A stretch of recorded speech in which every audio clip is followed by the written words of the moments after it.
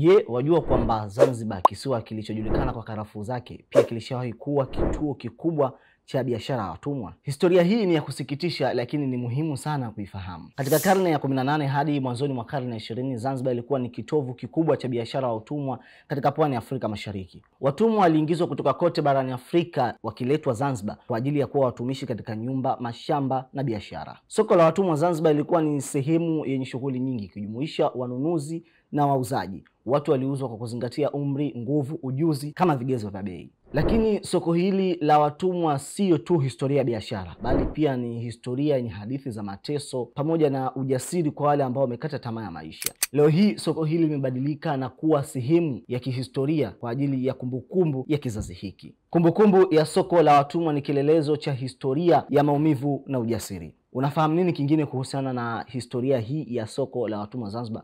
Tuandikie katika comment hapo, na usiache kutufuata katika mitandao yetu ya kijamii. Tunapatikana kama AD+ Swahili.